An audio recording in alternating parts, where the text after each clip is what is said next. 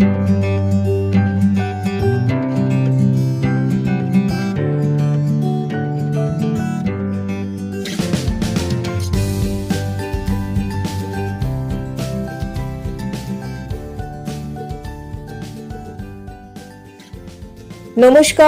তনুর গল্প সম্ভারে আমি তনুশ্রী তোমাদের আবারও স্বাগত জানাই। আমার আজকের নিবেদন লেখিকা সুদীপা দাসের কলমে একটি সাসপেন্স থ্রিলার গল্প, কর্ণপিশাচিনীর অভিশাপ। এই গল্পটি সম্পূর্ণভাবে প্রাপ্তবয়স্কদের জন্য। যদি গল্পটি তোমাদের ভালো লাগে তাহলে একটা লাইক করে দিও এবং তোমাদের প্রিয়জনদের সাথে অবশ্যই শেয়ার করো। গল্প শুরু করার আগে আমার কিছু বক্তব্য আছে তোমাদের কাছে। গল্প তোমরা অনেকেই শোনো, কিন্তু কখনো তোমরা তোমাদের মতামত জানাও না। যদি মতামত জানাও খুব ভালো হয়, তাহলে আমরা বুঝতে পারি আমাদের গল্পগুলি তোমাদের কেমন লাগছে বা আমাদের কোথায় কি ভুল হচ্ছে, সেগুলোকে আমরা সংশোধন করতে পারি। তাহলে চলো শুরু করি আমার আজকের নিবেদন সুদীপা দাসের কর্ণপিশাচিনীর অভিশাপ। গল্প পাঠে আমি তনুশ্রী।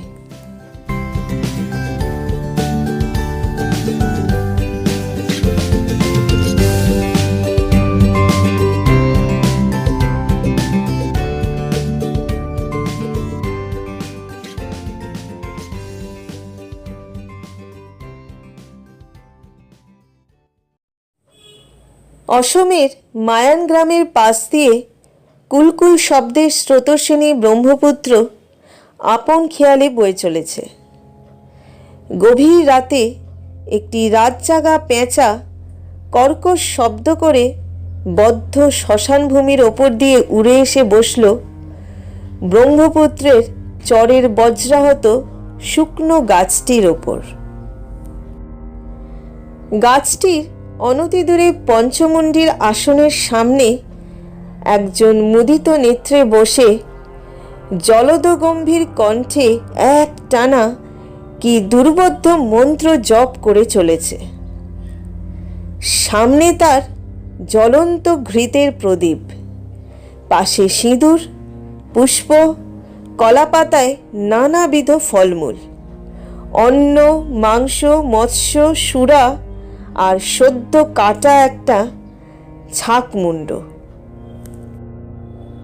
কয়েকদিন যাবৎ নিজ অভীষ্ট লাভের জন্য যে শক্তিদায়িনীকে আবাহন করে চলেছেন, ওম হ্রিং কর্ণপিশাচী মম কর্ণে কথায় হুম ফট সাহা। এতক্ষণ শ্মশানভূমির চারপাশে কটা শেয়াল, কুকুরের ডাক ভিন্ন কিছু শোনা যাচ্ছিল না। এখন যেন চারপাশটা সম্পূর্ণ স্তব্ধ হয়ে উঠল। সাধকের কানে শুকনো পাতার ওপর কার পায়ের নুপুরের শব্দ ভেসে এলো। সে শব্দ যেন ক্রমশ তার নিকটবর্তী হচ্ছে।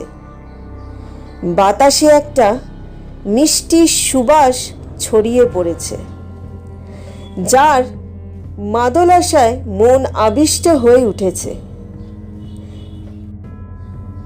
সাধকের উন্মুক্ত চোখের সামনে প্রকট হলেন এক যৌবন রসে ভরপুর, এক অতি সুন্দরী শ্যামলা গাত্রবর্ণের এক নগ্ন নারী। তার পদযুগলে শোভিত নূপুর, কটিতে কোমর বন্ধনী, সুকোমল গভীর উন্মুক্ত নাভিদেশ, উন্নত স্তনযুগল আর অতি নিখুঁত মুখশ্রীর চারপাশে ঘন কুঞ্চিত কেশরাশি নেমে এসেছে জানুদেশ পর্যন্ত। এই অতুল রূপরাশি যে কোনো পুরুষের দেহে কামনার বহ্নি জজ্জল্যমান করে তুলতে সক্ষম। নারী তার সুডৌল স্ফুরিত তাম্বুল রঙে রঞ্জিত ওষ্ঠের মূর্ছনায় মধুর কণ্ঠে সাধকের কর্ণে ফিসফিসিয়ে বলে উঠল, আমায় তুষ্ট করতে পারলে তুই মর্তের অধীশ্বর হয়ে উঠবি। সাধক পূর্বেই জানতেন এই মধুসুন্দরী যে সে পিশাচিনী নন, এ যে শক্তিদায়িনী জাদুবিদ্যার সবচেয়ে মারাত্মক কর্ণ পিশাচিনী।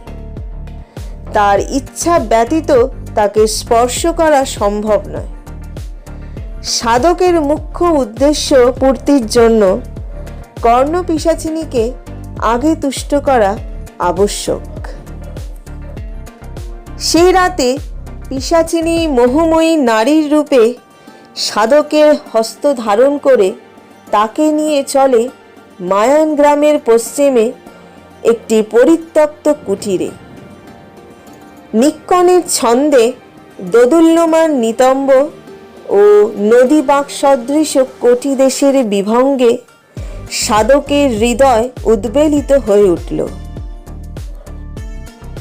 প্রবল কামোত্তেজনায় মোহময়ীর কোমল হস্তবে পুরুষের হাত স্পর্শ করল নারীর কোটিদেশ।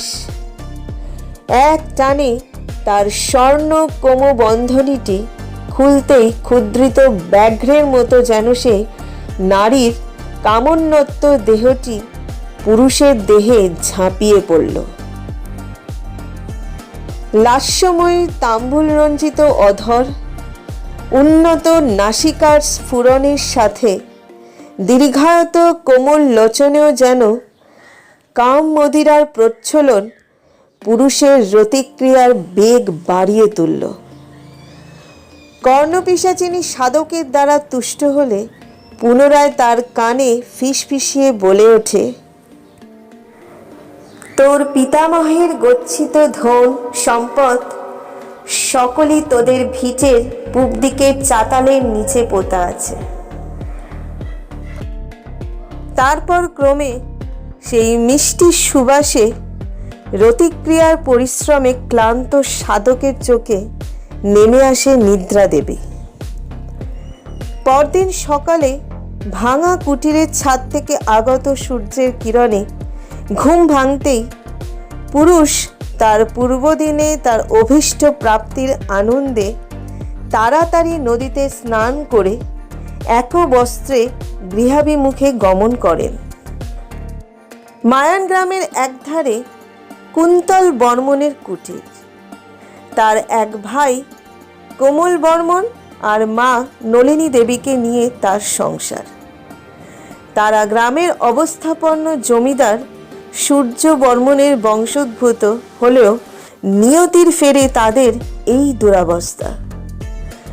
ছোটবেলা থেকে তার কুন্তলের স্মৃতিতে মায়ান গ্রামের বর্মনদের জমিদার বাড়ির কোনো স্মৃতি না থাকলেও পিতা পৌন্ড্র বর্মনের কাছে সে অনেকবার শুনেছিল। ধূলিধূসরিত হল কুল গৌরব, ধরণীর বক্ষে নিরাপদে সঞ্চিত বৈভব। বিধির লিখন হইবে মোষে লিপ্ত, ঋত সম্পদ কালচক্রে হইবে বিলুপ্ত। এ ধাঁধার মর্মার্থ সম্পূর্ণ বুঝতে না পারলেও কুন্তলের বুঝতে অসুবিধা হয়নি যে তাদের বংশের কোনো গোপন কথা এই ছলনার মাঝে নিহিত। তবে সেটা কি তা পিতাকে বহুবার জিজ্ঞাসা করেও কোনো সদুত্তর মেলেনি।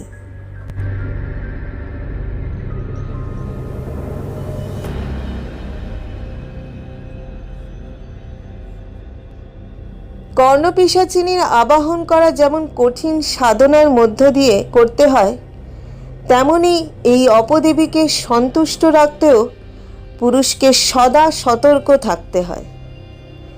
এরা অতি নিম্ন তন্ত্রচারের অপদেবী। এদের ভুবন মোহিনী কামোত্তেজক দৈহিক রূপ লাবণ্য পুরুষের রক্তে অগ্নি স্ফুলিঙ্গ ছড়িয়ে দেয়।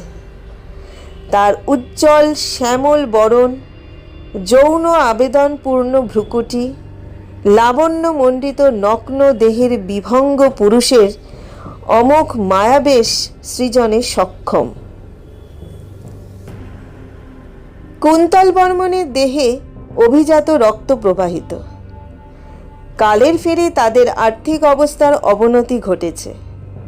তাই নিজেদের পূর্বাবস্থা ফিরিয়ে আনতে তাদের পূর্বপুরুষের সঞ্চিত সম্পদের প্রাপ্তি হেতু কুন্তল বহু প্রচেষ্টা করে যখন বিফল হয়, তখন সে মায়ান গ্রামের পশ্চিমের শ্মশানভূমির তীরের প্রকাণ্ড মাঠে গিয়ে বসেছিল। অন্ধকার রাতে একটি ধূনির আলো লক্ষ্য করে এগোতেই প্রবল পুঁতি গন্ধে তার গা গুলিয়ে আসে। ফিরে যাবার আগে একটা দৃশ্য দেখে তার পা দুটো থরথর করে কাঁপতে থাকে। ধূনির সামনে একটি মুন্ডহীন অর্ধপচন ধরা মনুষ্য দেহের ওপর বসে একজন অত্যন্ত নোংরা জটাজুটোধারী বসে আছেন। সে যেন সম্মুখে সাক্ষাৎ পিশাচ দেখতে। তান্ত্রিকের সামনে পঞ্চমুণ্ডির আসনের একটিতে একটি নরমুণ্ড দেখে কুন্তলের বুকের ভেতরটা ফাঁকা হয়ে গিয়েছিল। প্রবল প্রাণভয় সে ফিরতেই যাচ্ছিল, এমন সময় একটা গম্ভীর স্বর উচ্চারিত হলো। কি রে, কাঙ্ক্ষিত বস্তুর প্রাপ্তির আশা পরিত্যাগ করেই ফেলেছিস? মুখ ফেরাতেই দেখল তান্ত্রিক তার দিকে জ্বলন্ত দৃষ্টি নিয়ে তাকিয়ে রয়েছে। মনে সাহস সঞ্চয় করে তান্ত্রিকের নিকট সব কথা খুলে বলল কুন্তল। তান্ত্রিক বলল, তুই বর্মন বংশের সন্তান, সূর্য বর্মনের কনিষ্ঠ পুত্র, পৌণ্ড্রের জ্যেষ্ঠ পুত্র? হাত জোড় করে কুন্তল বলল, আপনি অন্তর্যামী বাবা। আপনি তো তবে আমাদের সকল অবস্থা সম্পর্কেই ওয়াকিবহাল। একটা উপায় বের করুন না, যাতে এই দিন দরিদ্রের জীবন থেকে মুক্তি লাভ করতে পারি। তুই জোয়ান মর্দ, পরিশ্রম করে সংসারে হাল ফেরানোর প্রচেষ্টা কর। বাবা, আপনি তো জানেন আমাদের বংশের কিছু সম্পদ কোথাও লুক্কায়িত আছে। সেটা খুঁজে বের করার উপায় করুন না। অট্টহাসিতে শ্মশানভূমি কাঁপিয়ে বলে উঠল তান্ত্রিক, ধূলিধূসরত হইল কুলগৌরব, ধরণীর বক্ষে নিরাপদে সঞ্চিত বৈভব। বিধির লিখন হইবে মোষে লিপ্ত, ঋত সম্পদ কালচক্রে হইবে বিলুপ্ত। বর্মন বংশের বুকে যে অভিসমাপ্তের ছায়া লেগে আছে, তাই বৃথা নিজের সর্বনাশ ডেকে আনিস না। কুন্তল অবাক হয়ে জিজ্ঞাসা করল, আরে, এই একই হেয়ালি তো আমার পিতা সর্বদাই বলতেন। আপনি জানলেন কি করে তা? কুলের ধারার পথ হইল বিভ্রম, সখ্যাত বর্জনে তার হইল মতিভ্রম।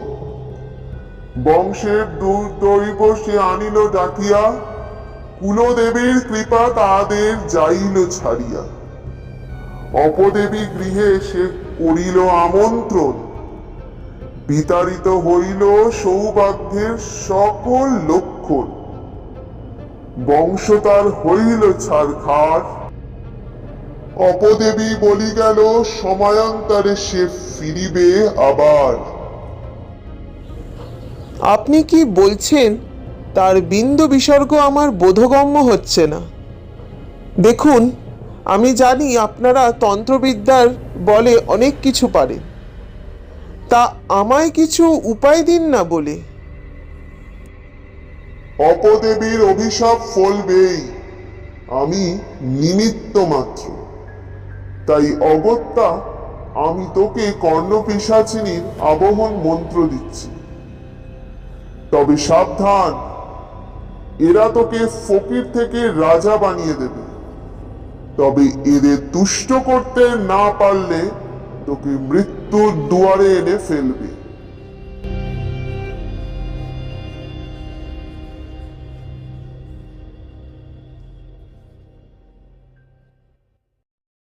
কুন্তলে সেই তান্ত্রিকের কাছ থেকে কর্ণপিশাচিনীর সাধনার পদ্ধতি জেনে নিয়েছিল। পরদিন আর সেই তান্ত্রিককে মায়ানের শ্মশানে সে দেখতে পায়নি। যাই হোক, গৃহে ফিরে সেদিন দুপুরেই কুন্তল তার ভাইকে নিয়ে বাড়ির চাতাল খুঁড়তে শুরু করে। বেশ কিছুক্ষণ মাটি খোঁড়ার পরই একটা শক্ত কিছুতে কোদালটা আঘাত করতেই ঢং করে একটা শব্দ হয়। তারপর কোদাল ফেলে মাটি কিছুটা সরাতেই একটা বড় সিন্দুক দেখতে পায় তারা। সেটা তুলে ঘরে আনতেই দেখা যায় তাতে বড় একটা সেকেলে তালা লাগানো আছে। কুন্তল সেটা ভাঙতেই অজস্র প্রতাপ বর্মনের নামাঙ্কিত মোহর পাওয়া যায়। সিন্ধুকের জ্বালায় একদিকে খোদাই করা ছিল তার পিতার সেই হেঁয়ালি। সেই রাত্রে প্রচণ্ড ক্লান্তিতে কুন্তল তাড়াতাড়ি খেয়ে ঘুমিয়ে পড়েছিল। আচমকাই ঘুমের মধ্যেই মনে হলো তার কানের কাছে কে যেন ফিসফিস করে বলছে, ডাকিয়া আনিছ মোরে পিশাচ জনি হতে, নূর কথা ভ্রমি কি করে যাও ঘুমাতে, এসো এসো মোর সাথে দৈহিক মিলনে, নচেত ছিড়িব তব মুন্ড এক টানে। শেষ বাক্যটুকু শুনেই বিছানায় ধর্মর করে উঠে বসে পড়ল কুন্তল। তৎক্ষণাৎ সামনে সেই কামের মদির রসে স্নাত এক মোহিনী নারী দেখে সে চমকে ওঠে। তারপরে তার মনে পড়ে যায় সে যে ভুলেই গিয়েছিল সে গতকাল রাতে কর্ণপিশাচিনীকে আবাহন করেছিল। এবার থেকে প্রতি রাতে যে সেই পিশাচিনীর তুষ্টি বিধানে তাকে সচেষ্ট থাকতে হবে। সেই নগ্ন মধুসুন্দরী কুন্তলের বিছানায় তার পাশে বসে ঘনিষ্ঠভাবে। তারপর রোষকষিত নেত্রে বলে, কি হলো, অমন করে তাকিয়ে রইছ কেন? ঘরের দরজা তো আঁটা, তুমি এলে কিভাবে? খলখলিয়ে হেসে ওঠে পিশাচিনী। সে হাসিতে যে কোনো পুরুষ যেন পাগল হয়ে যেতে পারে। কুন্তলের যৌবন যেন এক নারীর মোহে ভুলেই বসল যে এ সাধারণ রক্ত মাংসের মানবী নয়, এ যে ভয়ানক পিশাচিনী। সে রাতে কুন্তলের সাথে পুনরায় মিলিত হলো সেই কর্ণপিশাচিনী। এমন লাস্যময়ের উন্নত স্তনযুগল, মাখনের ন্যায় মসৃণ কটিদেশ কুন্তলের দেহের ওপর যখন ক্রমাগত ওঠানামা করতে থাকে, তখন সেই নেশায় কুন্তল তার হিতাহিত জ্ঞান ভুলে সেই পিশাচিনীর দেহসুখ লাভে ব্যস্ত হয়ে পড়ে। কর্ণপিশাচিনী প্রতিদিন নিশুতি রাতে স্বর্ণ নূপুরের ধ্বনি তুলে কামমদির এক তীব্র সুবাস নিয়ে কুন্তলের দ্বারদেশে উপস্থিত হতো। তার তৈলাক্ত চকচকে তনুদেশ কুন্তলের দেহপরি নিজেকে মেলে ধরে ক্রমাবনমন ও উত্থানের প্রবল বেগের সাথে পুরুষের প্রাবল্যে পরিতৃপ্তি লাভ করেই পরিশ্রান্ত ঘর্মাক্ত কলেবরে কুন্তলকে শয্যায় রেখে বিদায় নিত। ইতিমধ্যে কর্ণপিশাচিনীকে রতি সুখে তৃপ্ত করে বিনিময় অতুল ধন সম্পদের অধিকারী হয়ে পুরনো ভাঙা মাটির কুটির ছেড়ে কুন্তল আর তার ছোট ভাই অনন্ত আর মাতা ননিবালা তাদের পুরনো রাজবাড়িটি মেরামত করে সেখানে পরিচারক রেখে জমিয়ে সংসার পেতে বসে। এমনকি তন্ত্র বলে পিশাচিনীর মায়ায় রেশম, কাঠ আর মশলার ব্যবসা করে কুন্তলের ধন ফুলে ফেঁপে উঠছে। এদিকে কুন্তলের আর্থিক সচ্ছলতার সাথে সাথে ননিবালা দেবী চোখ বোঝার আগে পুত্রকে গৃহী করার জন্য বহুবার কুন্তলকে বলেছে। কুন্তল প্রতিবারই নানা অছিলায় বিষয়টি এড়িয়ে গিয়েছে। তাই ননিবালা এবার ঘটক ডাকিয়ে একটি পাত্রী দেখতে যায় পাশের নগেন্দ্র বাজারে। পাত্রী বেশ সুলক্ষণা, সুন্দরী, আবার পাল্টি ঘর। ননিবালা দেবী মেয়ে দেখে সে মেয়েটির একটি ছবি কুন্তলের ঘরের টেবিলে রেখে যায়।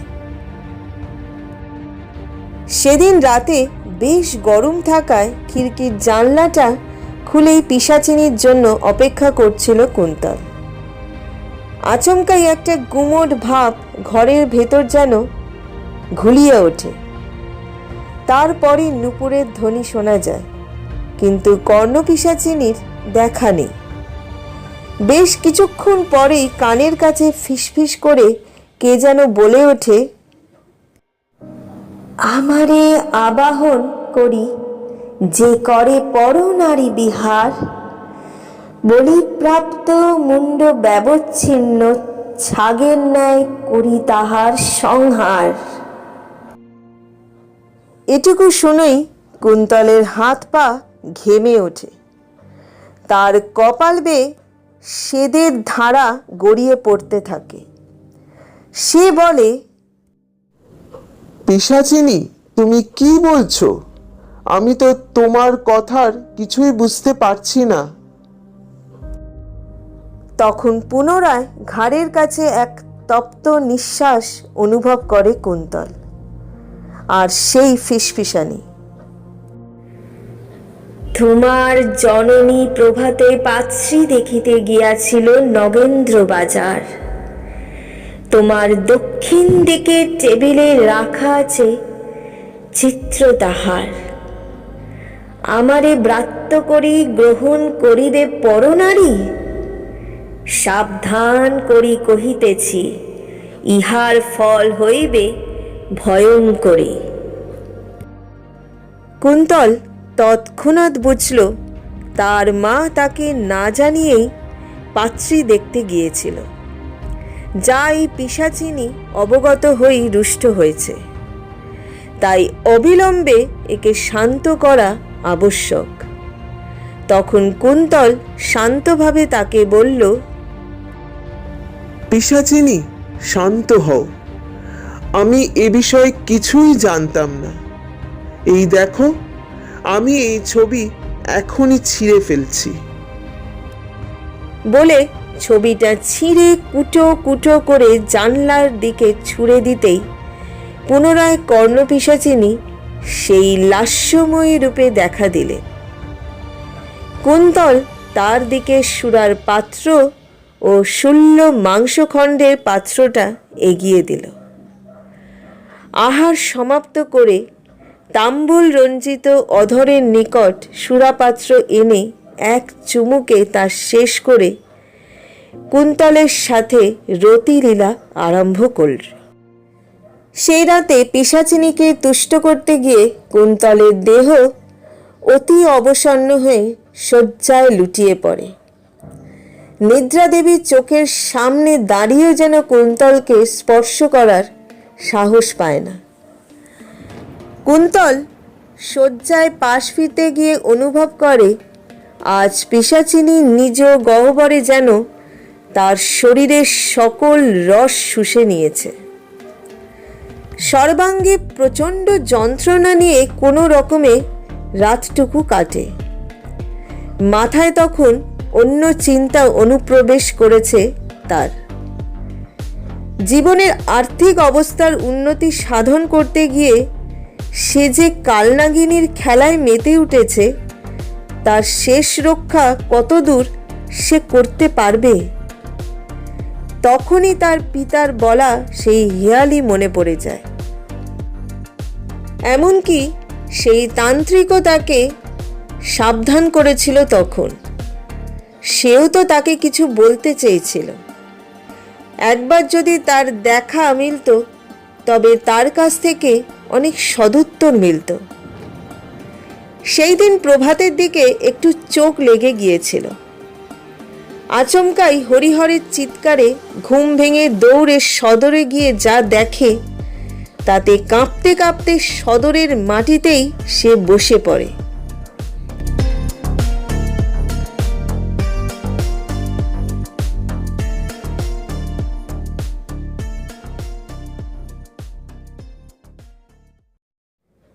কুন্তল ধর্মরিয়ে উঠতে গিয়ে অনুভব করল তার সর্বাঙ্গে ক্লান্তির সাথে সাথে যেন একটা ঝড় কাল রাতে বয়ে গিয়েছে। কাল সারা রাত যে পিশাচিনীর সাথে সঙ্গমে লিপ্ত ছিল তার বেশ কিছু চিহ্ন তার অঙ্গে রয়ে গিয়েছে। তাই গায়ে পাঞ্জাবিটা চড়িয়ে দ্রুত কদমে সিঁড়ি বেয়ে নিচে নামল।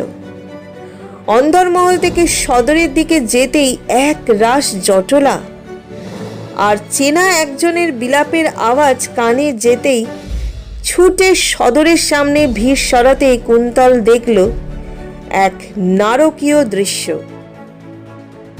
সদরের সামনের পুকুর পাড়ে চিত হয়ে পড়ে আছে একখানি লাশ।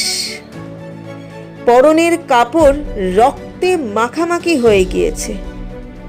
হঠাৎ দেখলে মনে হয় যেন কোনো জন্তু দেহটাকে পুকুরের ঘাট থেকে হেঁচড়াতে হেঁচড়াতে টেনে এনেছে সদরের সামনে। পুকুরের পাড় থেকে থকথকে রক্তের ধারা এক টানা সদর অবধি এসেছে। আর সবচেয়ে মারাত্মক হলো লাশটির ধর থেকে মুন্ড যেন প্রবল আসরিক বলে কেউ টেনে ছিঁড়ে নিয়েছে। ফলে ধর থেকে এখনো কণ্ঠনালীর কিছুটা বেরিয়ে রয়েছে। চারদিকে এখনো রক্তে জপজপ করছে। সদরের একদম সামনে সেই ছিঁড়ে ফেলা মুন্ডটা পড়ে রয়েছে। রক্তমাখা মুন্ডটার চারপাশে মাছি ভন ভন করছে। সেদিকে চোখ পড়তেই কুন্তলের মাথাটা যেন ঘুরে উঠল। এ তো তার মা ননিবালা। তার চোখ দুটো প্রচন্ড কষ্টে যেন ঠিকরে বেরিয়ে এসেছে কোটর থেকে, আর মুখের পাশ থেকে জিভটা কিছুটা বেরিয়ে এসেছে। আর কষ বেয়ে লালা আর সামান্য শুকিয়ে যাওয়ার রক্ত। পাশে পড়ে থাকা আরো একটি দৃশ্য দেখে বুকের ভেতরটা ছ্যাঁত করে উঠল। ধর থেকে বিচ্ছিন্ন মুন্ডটার পাশে পড়ে আছে একটা স্বর্ণ নূপুরের টুকরো। কুন্তলের ভাই ক্রমাগত বিলাপ করে চলেছে। কুন্তলের মনের অবস্থা বড় সঙ্গীন। তার মায়ের অবস্থার কারণ কিছুটা আন্দাজ করতে পেরেই একটা তীব্র ভয় মনের মধ্যে জেঁকে বসল তার। এবার সে হাড়ে হাড়ে টের পাচ্ছে কি সর্বনাশের খেলায় সে মেতে উঠেছে। তার পরিণতি কি হতে পারে ভেবে মাঝে মাঝে তার বুক কেঁপে উঠছে। সারা দিন মায়ের অন্তিম কাজ করতে করতে বারবার কর্ণপিশাচিনীর সেই নিক্কণ তার কানে বেজে উঠতে লাগলো। সেদিন রাতে শ্মশান থেকে ফেরার পথেই সেই তীব্র সুবাস সে তার চারপাশে অনুভব করতে পারছিল। মহলে ফিরে নিজ কক্ষে প্রবেশ করতেই সেই মদনমোহিনীর কামাতুর ভঙ্গিমা দেখে আজ আর কুন্তল মোহগ্রস্ত হলো না, বরং একটা ভীতি তার মনকে আচ্ছন্ন করে ফেলল। তার মুখ দেখে পিশাচিনী অট্টহাস্য করে বলে উঠল, তোমার আমার মাঝের সকল কাঁটা হলো দূর। এসো প্রিয়, তোমার স্পর্শে এই রাতে করে তোলো মধুর। মনে সাহস সঞ্চয় করে কুন্তল বলে উঠল, সেদিন তো আমি নিজেই মাকে বলে দিয়েছিলাম যে আমি বিয়ে করব না। তাহলে কেন?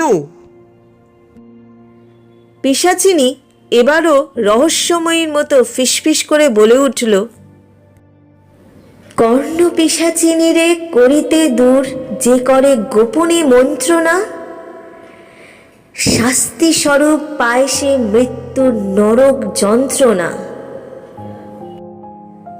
কুন্তল যেন চমকে উঠল কর্ণ পিশাচিনীর কথায়।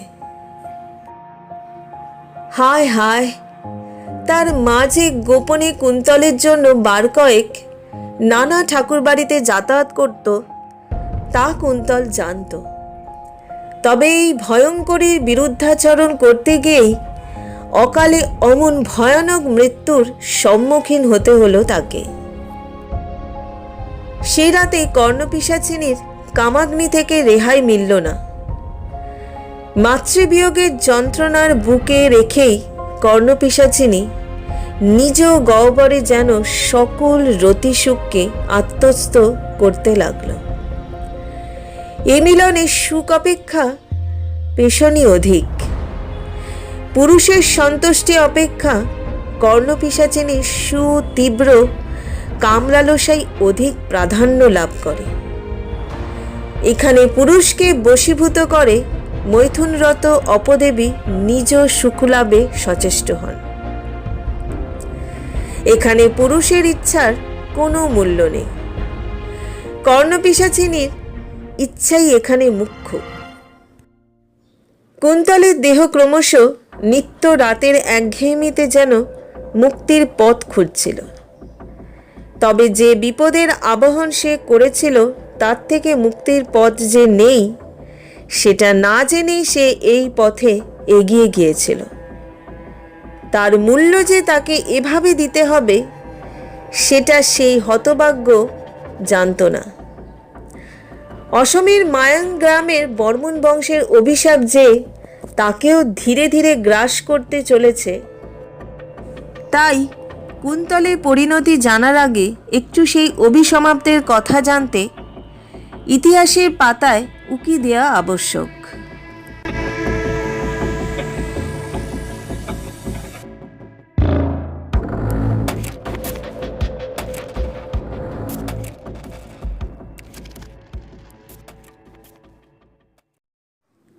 অসমের ডুবি ও নিদানপুরের ভাস্কর বর্মার তাম্রলিপি থেকে জানা যায় বর্মন রাজবংশের কথা। বজ্রদত্তের বংশধর পুষ্পবর্মন ছিলেন এই বংশের প্রতিষ্ঠাতা। এরা প্রকৃতপক্ষে ছিল ইন্দো মঙ্গোলয়েড নৃতাত্ত্বিক গোষ্ঠীর। তাই এই অনার্যদের রক্তে বৌদ্ধতন্ত্রের প্রভাব ছিল ভীষণ রকম। বৌদ্ধ ধর্মগ্রন্থের একটি অধ্যায়ে পিশাচিনীর অস্তিত্বকে স্বীকার করা হয়েছে। কামরূপে সেই সময় নানা প্রকার কালো জাদুবিদ্যার প্রচলন ছিল। এমনকি বর্মন বংশের শেষ রাজা অবন্তী বর্মন ও অনার্য তন্ত্রবিদ্যায় বিশ্বাসী ছিলেন। আনুমানিক 653 খ্রিস্টাব্দে তার রাজ্যে একটি নতুন বিপত্তি এসে উপস্থিত হয়। শালস্তম্ভ নামক এক ম্লেচ্ছ রাজা কামরূপ সীমান্তে আক্রমণ করে বসে। অবন্তী বর্মন প্রাণপণ চেষ্টা করে শালস্তম্ভকে প্রতিহত করতে সক্ষম হয় না। শালস্তম্ভ তার সৈন্য নিয়ে ক্রমশ অগ্রসর হতে থাকে কামরূপের দিকে। তখন উপায়ন্তর না পেয়ে অবন্তী বর্মন তন্ত্রবিদ্যার আশ্রয় নেয়। তিনি মায়াং গ্রামের এক তান্ত্রিকের কাছ থেকে কর্ণপিশাচিনী মন্ত্র লাভ করেন। তখন পরিস্থিতি এমনই যে ভালো মন্দ কিছু বিচার না করেই তিনি কর্ণপিশাচিনীর আবাহনে বসেন। মহাশ্মশানে একাকী বেশ কয়েকদিন পঞ্চমুণ্ডির আসনে সাধনা করে যখন হতোদ্যম হয়ে পড়েছেন, এমন সময় শ্মশানের অনতি দূরে একটি কুণ্ডলীকৃত ধূলির ঝড়ে প্রচণ্ড শব্দের সাথে ঘাড়ের কাছে একটি তপ্ত নিঃশ্বাস অনুভব করেন। নিঝুম রাতে একটি শেয়ালের কান্নার ডাক তিনি শুনতে পান। তারপরেই একটি সুতীব্র মনোহরা সুবাসের সাথে কানের কাছে একটি মেয়েলি কণ্ঠের ফিসফিসানি শুনতে পান। রুদ্রজামল তন্ত্রের এক শক্তি অবন্তী বর্মনের আবাহনে এসে উপস্থিত হন। সে শক্তির কণ্ঠ নিঃসৃত প্রথম বাক্য ছিল, কামরূপ রাজ্যে আঘাত হানিল ম্লেচ্ছ বাহিনী, শত্রু প্রতিহত করিতে রাজা আবাহন করিল কর্ণ পিশাচিনী। রতিসুখ প্রদানে যদি করিতে পারো মোরে সন্তুষ্ট, আমার বিধানে পূর্ণ হইবে সকল অভীষ্ট। রাজা অবন্তী বর্মন চক্ষু উন্মিলিত করে শ্মশান ভূমিতে তার জ্বলন্ত ধূনির সম্মুখে যে মোহিনী মূর্তি দেখলেন, তাতে তিনি শালস্তম্ভের কথা ভুলে সেই শ্মশানেই সেই নগ্ন পিশাচিনীর অপার যৌবনের সলিলে ডুবে গেলেন। কর্ণপিশাচিনীর তন্নি দেহের হৃদয় উদ্বেলনকারী লাবণ্যে সকল বিস্মৃত হয়ে রাজা তার সাথে রতিলীলায় রত হলেন। পুরুষ সচরাচর প্রকৃতির ওপর নিজ আধিপত্য কায়েম করে মৈথুনকালে। তবে এই যে শক্তিদায়িনী যোগিনীদের এক মহাশক্তির অধিকারিণী, তাকে বশীভূত করা পুরুষের সাধ্যাতীত। অচিরেই রাজা অনন্ত বর্মনকে ধরাশায়ী করে কর্ণপিশাচিনী তার দুই নগ্ন জঙ্ঘাপরি নিজ অনুপম দেহের দ্বারা পুরুষের কামার্ত বাসনার সকল রস অক্লেশে আস্বাদন করে থাকে। এইভাবে প্রতিদিনই অবন্তী বর্মনে নিজ পৌরষ বলে রতিসুখে কর্ণপিশাচিনীকে পরিতৃপ্ত করে। তার ফলস্বরূপ আগামী কয়েক মাসের মধ্যে কর্ণপিশাচিনী কৃপায় অবন্তী বর্মন শালস্তম্ভকে পরাভূত করে কামরূপ রাজ্যকে ম্লেচ্ছদের আক্রমণ থেকে বিপদমুক্ত করতে সমর্থ হয়। রাজ্যের পুনরায় শান্তি ফিরে আসে। তবে সব সুখেরই তো শেষ আছে, তেমনি অবন্তী বর্মনেরও সুখের দিন শেষ হয়ে এলো। অবন্তী বর্মনের রানী কলাবতী রাজার মায়ানে যাবার আগেই প্রসবের জন্য নিজ পিত্রালয় গিয়েছিলেন। সেখানে তিনি যমজ দুই পুত্রের জন্ম দেন। সেখানে থাকাকালীন তিনি শালস্তম্ভের পরাজয় ও পশ্চাদপসরণের বার্তা পান। ইতিমধ্যে রাজ্যের শান্তি পুনঃপ্রতিষ্ঠিত হলে পর কলাবতী পুত্রদের নিয়ে রাজ্যে ফিরে আসেন। রাজপুরীতে পা দিয়ে তিনি অনুভব করেন কিছু একটা পরিবর্তন ঘটে গিয়েছে অবন্তী বর্মনের মধ্যে। তিনি তার সাথে আগের মতো বাক্যালাপ তো দূরস্থ, মুখোমুখি দেখা হলে সৌজন্যটুকু প্রকাশ করে দূরে পালিয়ে যান। তিনি কামাখ্যায় নিজ গুরুমার কাছ থেকে মন্ত্রপুত বশীকরণ কবচ আনার ব্যবস্থা করেন। এবার সমস্যা হলো, রাজা তো তার কাছেই ধরা দেন না, তাকে কবচ দেবেন কিভাবে? দেখতে দেখতে সামনে এলো বৈশাখী পূর্ণিমা। তাদের বর্মন বংশের এই বিশেষ উৎসবে রাজা ও রানী একসাথে মন্দিরে যান আরতি করতে। কলাবতী ভাবল এই সুযোগ। এদিকে বৈশাখী পূর্ণিমার আগের রাতে কর্ণপিশাচিনী রতিক্রিয়ার প্রারম্ভে অবন্তী বর্মনের কানের ফিসফিস করে বলেছিল,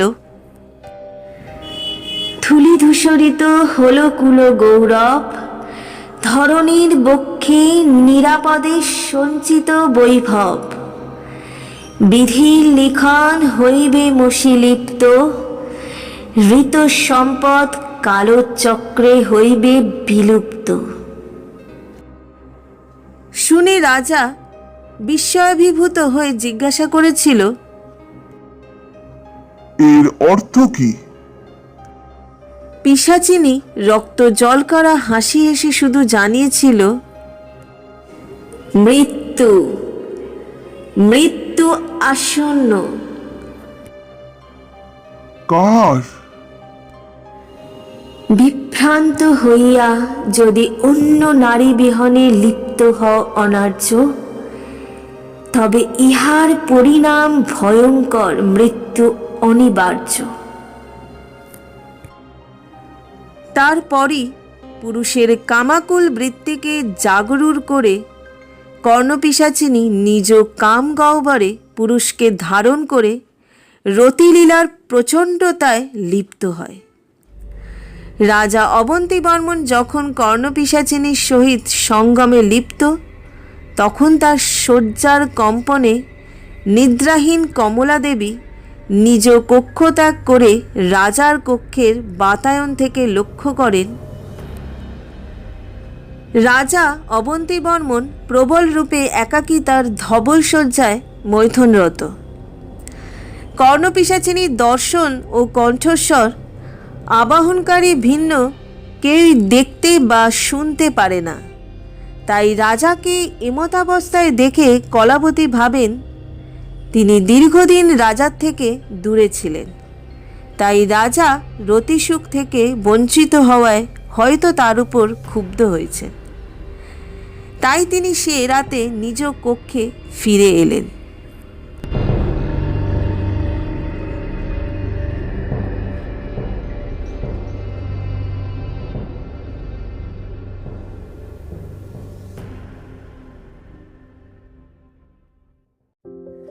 পরদিন প্রভাতে স্নান করে নতুন পট্টবস্ত্র নিজ অলঙ্কার পরিধান করে যথাবিহিত শৃঙ্গারপূর্বক রমণীয় রূপ পরিবর্ধন করতে করতে রাজা অবন্তীবর্মনের সাথে কুলদেবীর মন্দিরে আরতি সম্পন্ন করেন।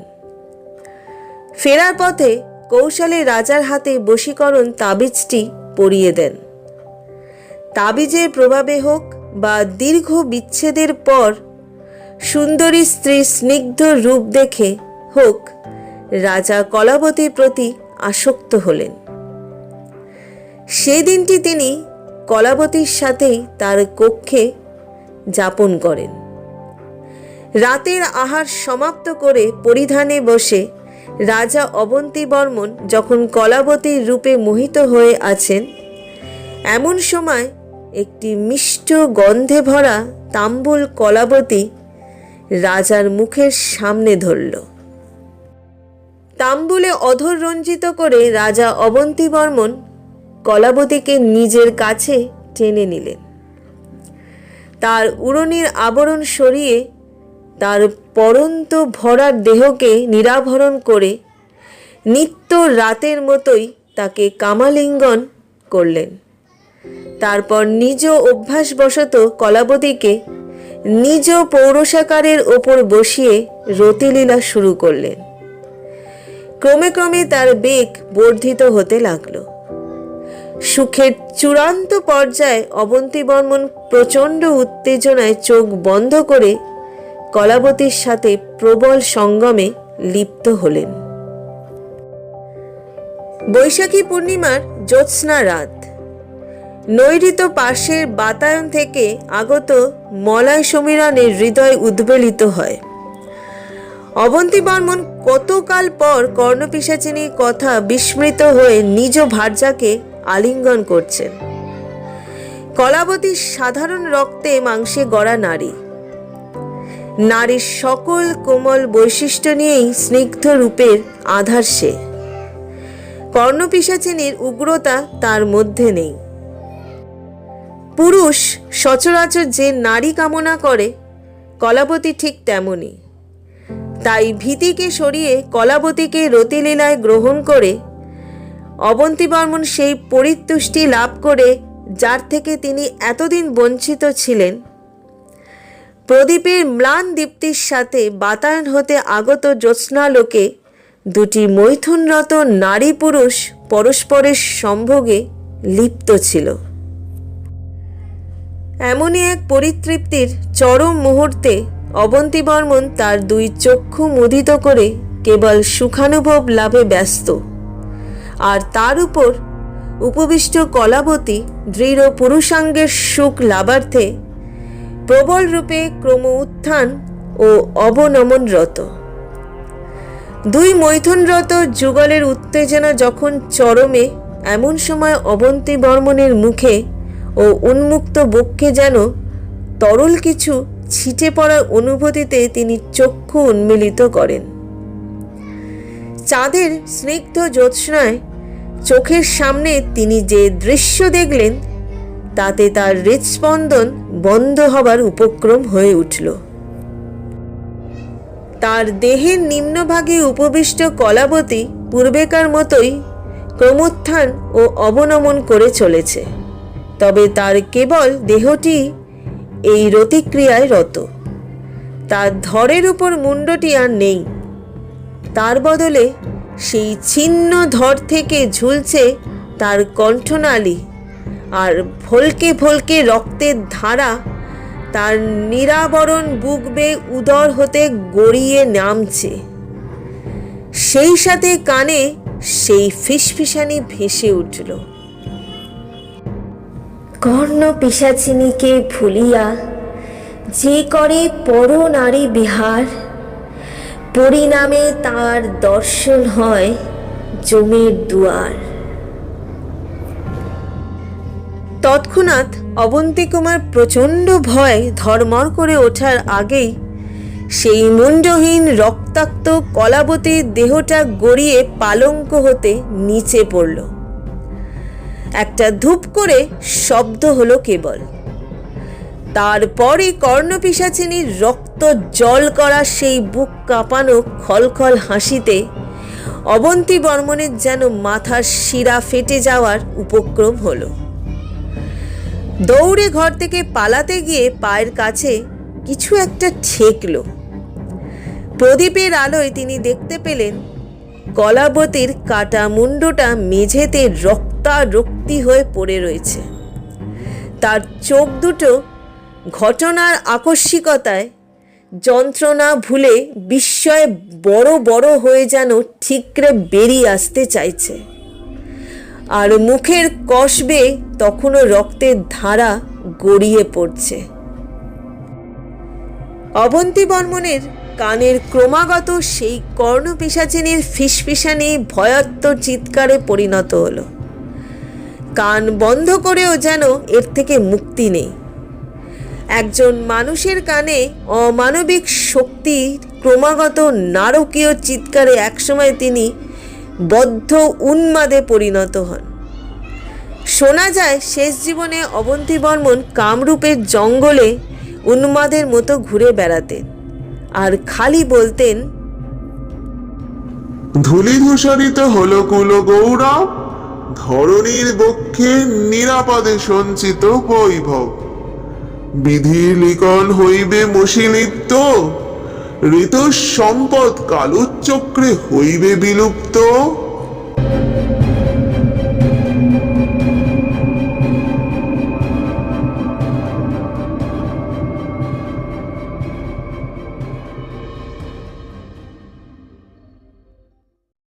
যাই হোক, এই ঘটনার পর শালস্তম্ভ রাজবংশের দুর্বলতার সুযোগে কামরূপ রাজ্য দখল করেন আনুমানিক 655 খ্রিস্টাব্দে। জনশ্রুতি অনুসারে অবন্তী বর্মনের দুই পুত্রকে মায়াং গ্রামের তাদের মাতুলালয়ে প্রেরণ করা হয়েছিল। দুই পুত্রের মধ্যে একজন আচমকাই একদিন মায়াংয়ের রাজমহল থেকে নিরুদ্দেশ হয়ে যায় কৈশোরেই। তারপর সময়ের সাথে সাথে বর্মনদের প্রতিপত্তি কমতে থাকে, আর পৌণ্ড্র বর্মনের পরিবারের ঠাঁই হয় সামান্য কুটিরে। এরপরে কুন্তল বর্মন পুনরায় তার পিতার প্রপিতামহের মতোই নিজ স্বার্থসিদ্ধির অভিপ্রায় কর্ণপিশাচিনীর শরণাপন্ন হয়। তাতে তার আর্থিক অবস্থার রমারম ঘটলেও ননিবালার ভয়ানক মৃত্যুর পর কুন্তলের মনে ভীতির সঞ্চার হয়। মায়ের কাজ শেষ করে কুন্তল সিদ্ধান্ত নেয় সব সম্পত্তি ছোট ভাই অমল বর্মনের হাতে দিয়ে সেও তার পিতার জ্যাঠামশাইয়ের মতো সংসার ত্যাগ করে শান্তির খোঁজ করবে। সেই মতো সমস্ত বিষয় অমলের নামে করে তিনি কামরূপে চলে আসেন। কামরূপের জঙ্গলে ভ্রমণকালে পুনরায় সে অনুভব করে কানের কাছে সেই তপ্ত নিঃশ্বাসের অনুভূতি, আর কানের কাছে সেই ফিসফিসানি। কঠোর সাধনা করি আবাহন করিলে আমারে, তোমার সকল অভিষ্ট পূরণ করিলাম নির্বিকারে।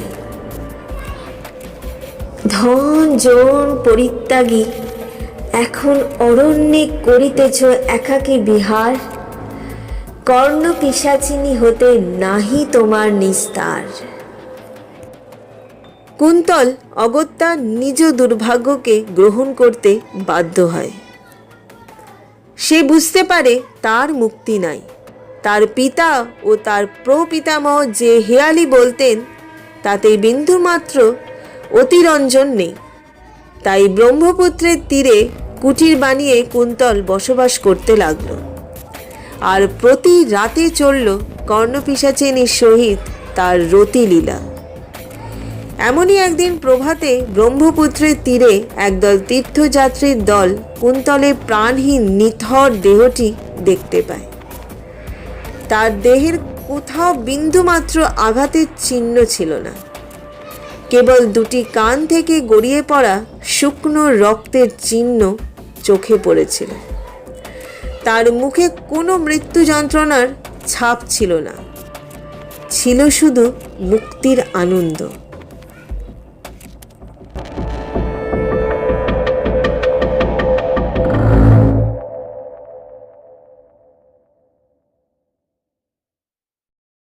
এতক্ষণ তোমরা শুনলে লেখিকা সুদীপা দাসের কলমে লেখা কর্ণপিশাচিনীর অভিশাপ।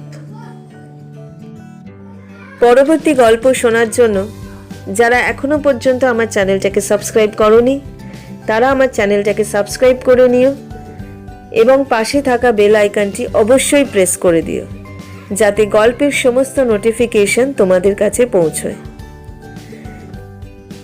আজকের মতো বিদায় নিচ্ছি, আবার ফিরবো অন্য একটা গল্প নিয়ে। সবাই ভালো থেকো, সুস্থ থেকো এবং সুরক্ষিত থেকো।